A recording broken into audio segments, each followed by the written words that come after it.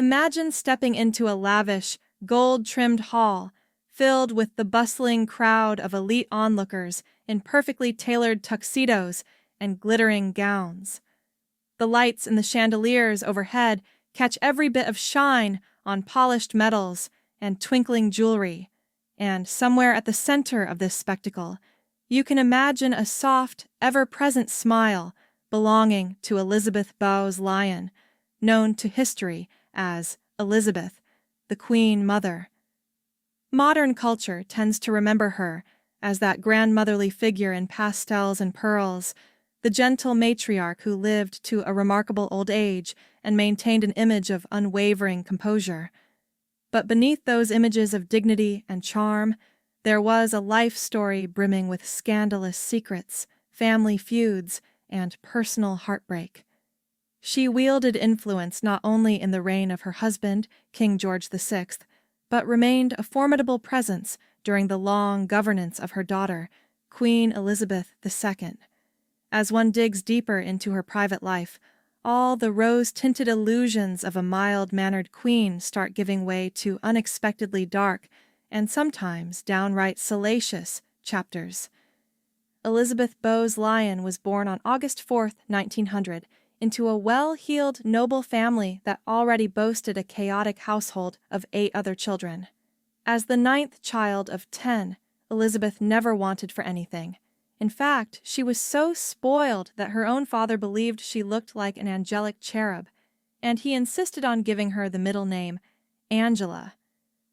One can easily picture the scene: a doting father with a brand-new baby girl in expensive lace, deciding that there could be no better descriptor than angelic.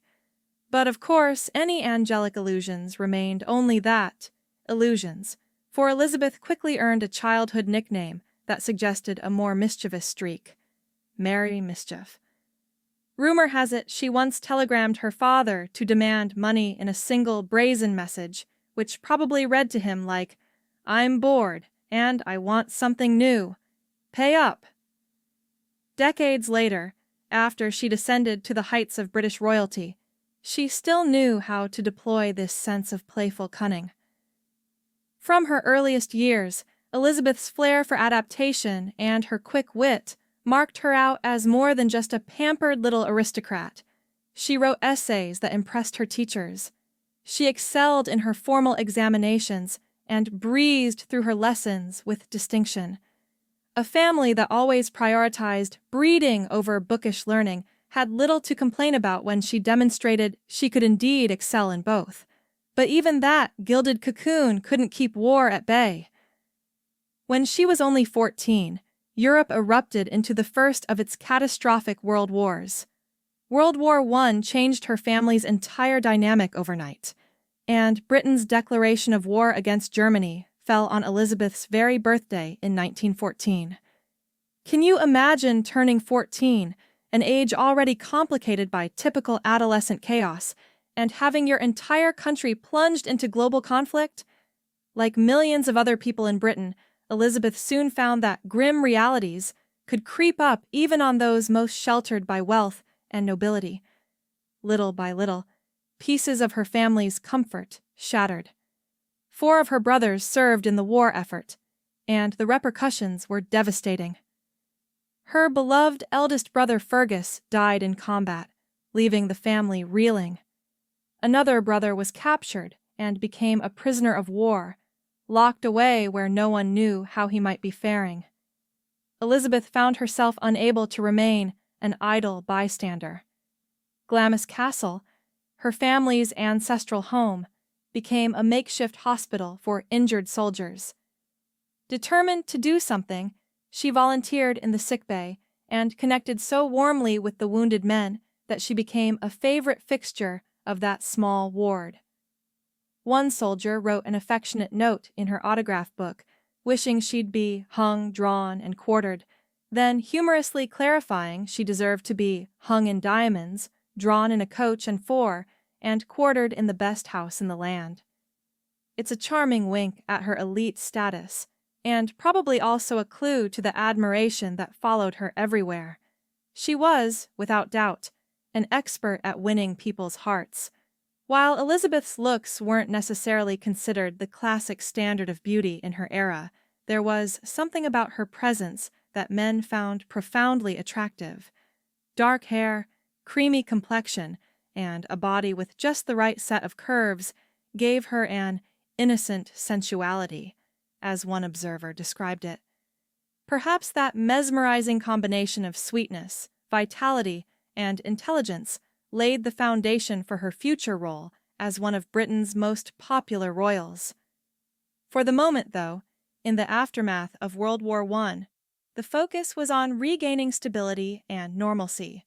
The 1920s represented a time of reconstruction and renewed social life, and it was in the early 1920s that Prince Albert, affectionately called Bertie, first met Elizabeth again as an adult. History sometimes has a funny way of weaving paths together. When these two had encountered each other before, they'd been mere children running in the same royal or noble circles.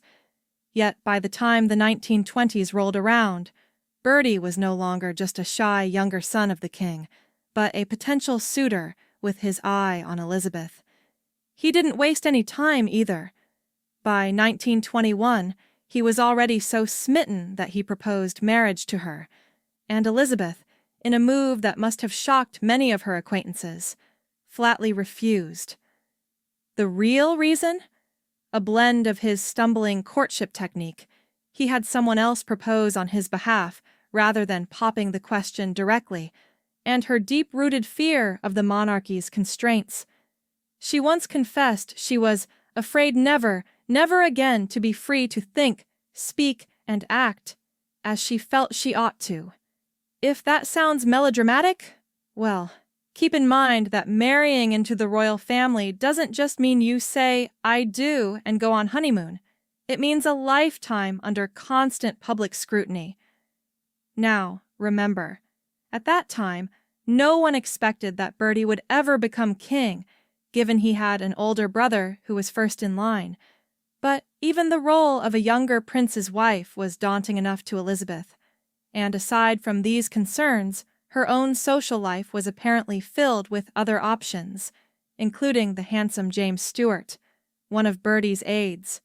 Some rumors even swirled that Edward, Bertie's older brother, the Prince of Wales, and future King Edward VIII, had also shown interest in Elizabeth. Awkward family gatherings, indeed. Yet Prince Albert, though painfully shy, was also persistent to an almost comical degree. He proposed again in 1922, got another rejection, and then took a final shot in January 1923, going for a third proposal. At last, Elizabeth accepted. A few months later, they walked down the aisle in Westminster Abbey in April 1923. The wedding was suitably grand, but Elizabeth did something unexpectedly moving in the middle of all the pomp. As she passed the tomb of the unknown warrior, she placed her bridal bouquet on it in memory of her fallen brother, Fergus. It was a moment that underscored her sense of loyalty to those lost in war, and it lent a layer of poignancy to a day that otherwise might have been marked by pure ceremony. If Elizabeth thought she could slip into a quiet life as the Duchess of York, have children, attend charity events, and remain in the monarchy's background, fate would soon prove her wrong. She had two daughters, Elizabeth, born 1926, and Margaret, born 1930. Life, for a while, was stable. She was popular, vivacious, and everyone loved to see the cheery Duchess making appearances. But then, in 1936, King George V died, thrusting Edward VIII, Elizabeth's brother-in-law, onto the throne. Almost immediately, Edward turned royal tradition upside down by insisting on marrying Wallis Simpson, a divorced American who was considered utterly unsuitable for a king. The entire royal establishment, including Elizabeth, was horrified by the scandal and convinced Edward was not only tarnishing the monarchy, but also ignoring serious constitutional crises. Sure enough, within mere months, Edward VIII abdicated, choosing Wallis over the crown. That single decision changed Elizabeth's life forever. Because Edward walked away, Bertie ascended the throne, becoming King George VI. Elizabeth, the woman who had dreaded the fishbowl existence of royalty, suddenly found herself Queen Consort of Britain. When she'd rejected Bertie all those times, she'd probably never imagined this scenario, but now it was a stark reality. With that new role came unexpected enemies and deep-seated resentments. She despised Wallis Simpson for fueling the abdication crisis, and wasn't shy about showing it. When she encountered Wallis at Balmoral Castle, Elizabeth allegedly swept past her, pointedly remarking, "I came to dine with the king." If that wasn't enough of a blow, she also ensured that Simpson never received the coveted Her Royal Highness title. Did Simpson let this pass quietly? Absolutely not. She jabbed right back by calling Elizabeth Cookie behind her back, mocking her slightly rounded figure in those days, and implying she resembled a Scottish cook. The feud between these two women simmered for decades, especially after Elizabeth concluded that Edward's abdication cut her beloved husband's life tragically short by placing the crown, along with all its pressures, on Bertie's shoulders. The new king and queen faced one trial after another, not the least of which was the looming threat of World War II. By the late 1930s, Adolf Hitler had come to power in Germany, and Europe was once again on the brink of violence. Elizabeth and George VI rose to the challenge of leadership, visiting bombing sites, reassuring frightened citizens, and refusing to flee the country for safety. She famously declared that her daughters wouldn't leave England without her, and she wouldn't leave the king, no matter the danger. This fierce loyalty turned her into a powerful symbol of British resolve. But as with many aspects of her life, the public perception sometimes oversimplified her actions. She made a point of wearing immaculate, pastel-colored outfits and her best jewels when touring the bombed-out areas of London. This might have been intended as a sign of respect. She saw that people dressed up to meet her, so she should dress up to meet them. But it often had the opposite effect. It looked like an out-of-touch monarch, parading fancy dresses among the rubble. She was even jeered at by angry survivors who thought her presence, so prim and polished, was almost offensive in its disconnect from their suffering. For all her empathy and behind-the-scenes compassion, she didn't always read the room in a way that endeared her to those who'd lost everything. Still, Elizabeth proved herself formidable, and even Hitler supposedly called her the most dangerous woman in Europe, recognizing the powerful morale boost she offered to her people. She famously said, after Buckingham Palace was bombed, that she felt she could look the East End in the face at last, implying she finally shared in the suffering of ordinary Londoners. It's a complex moment revealing both her genuine will to empathize with her subjects and the strange bubble of privilege she'd inhabited even during a devastating war. Yet, if you imagine her as a somber, always stiff figure, think again. Once peace arrived, she pivoted to a more celebratory mood. She hosted raucous parties at Windsor Castle where guests, including cabinet ministers, played the game sardines in the castle's corridors. She also famously indulged in a daily drinking regimen that might make a bartender do a double take: a glass of Dubonnet at noon, red wine with lunch, a martini and port at supper, and a couple of glasses of champagne at dinner, finishing off the day. Little wonder that she occasionally found herself in comedic or controversial situations. One such controversy occurred when she ventured into London and encountered some rowdy students who greeted her with tossed rolls of toilet paper. Rather than losing her cool, Elizabeth calmly picked up a roll, approached the students, and sweetly asked, "Was this yours? Oh, could you take it?" so disarmingly that they had no choice but to take it back in awkward compliance. That was Elizabeth's public persona in a nutshell, the unflappable Queen Mother who had perfected the art of polite, passive-aggressive charm. Yet, she wasn't always so polite. One dark moment took place in 1947 during a trip to South Africa. A man got too close to her car, and she struck him on the head with her umbrella. This sharp reaction was uncharacteristic enough to catch attention, although in the chaotic swirl of public appearances, it was quickly overshadowed by the general excitement of a royal tour. However, the cracks in her calm demeanor could be a sign of the mounting pressure she and her husband were under. King George VI's health was on the decline, and by 1951, doctors diagnosed him with lung cancer. He died the following year, in 1952, and Elizabeth's world caved in. She was only 51 when she lost her husband. Overwhelmed by grief, she retreated to Scotland, intending never to undertake public duties again. It took Winston Churchill himself to persuade her that the nation still needed her. She eventually emerged from her mourning and took on the title Queen Elizabeth, the Queen Mother, marking her as the mother of the new monarch, her daughter, Elizabeth II. Some observers criticized her for insisting on such an elaborate official style. After all, previous generations used Dowager Queen or simpler titles.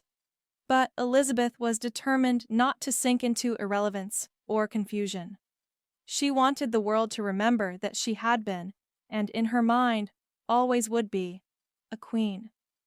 In her role as Queen Mother, Elizabeth persisted as a significant public figure well into the latter half of the 20th century.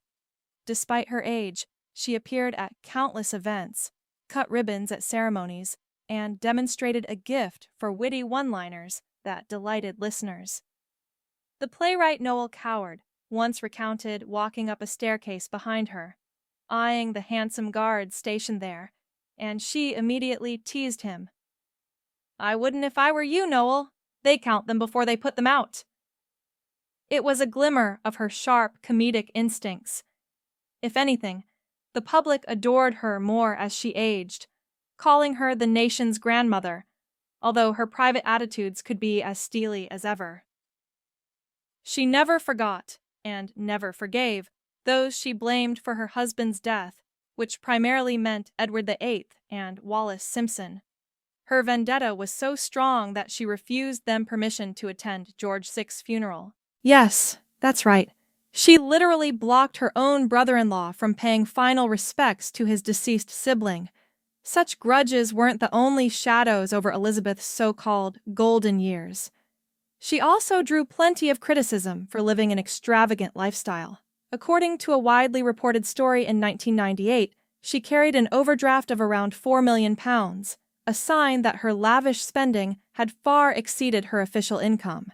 How did she respond to these scandalous headlines? By attending the races that very day, exuding her usual cheer as if nothing were amiss. She was also rumored to place bets on her horses with an almost childlike glee. No wave of public censure could shake her love of life's comforts. Enormous hats, suits in bright pastel hues, fresh flowers in her residences, and top-notch liquor for every evening. But some controversies cut deeper than overdrafts at the bank. In 1987, a truly disturbing scandal emerged involving her extended family. It turned out that two of her nieces, Catherine and Nerissa Bowes-Lyon, had been quietly placed in a psychiatric institution years before. The family had even registered their names as deceased, even though they were very much alive, just mentally handicapped rather than mentally ill.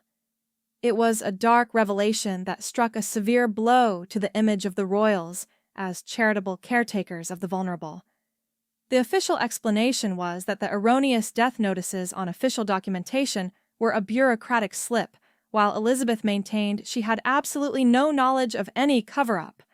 Skeptics found that hard to believe, given her meticulous awareness of protocol and family matters. Still, As often happened with royal scandals, the dust eventually settled, leaving only a mark on her historical reputation, not a crippling blow. In her final decades, Elizabeth was forced to move around in private helicopters or special vehicles to avoid being photographed in a wheelchair. Her sense of royal dignity remained unwavering. She still believed it was best the public remember her as the upright, smiling matriarch, not a frail old widow. She was, in short, devoted to projecting an unbroken facade of resilience, even as her body started failing her. She endured broken bones, medical procedures, and other health setbacks, yet kept up a remarkable pace of public appearances. Even under these circumstances, her sense of humor never fully deserted her. When a fishbone got stuck in her throat, forcing a sudden hospital visit, she joked that the salmon had finally gotten its own back. Not every personal relationship in these twilight years was smooth, though. She carried bitter feelings toward Princess Diana, blaming her for airing the monarchy's dirty laundry in public. Her death in 2002 marked not just the end of a life, but the slow fading of an era, one in which royal power, prestige, and private suffering walked hand in hand. She left behind a kingdom grappling with new kinds of challenges, and a family forever caught between public duty and personal drama. But she also left behind a legacy wrapped in mystery, elegance, and contradiction. Elizabeth, the Queen Mother, was never just the grandmother of the nation. She was its enigma, its survivor, and, most of all, its enduring symbol of how the crown doesn't just rest on a head, it leaves a shadow,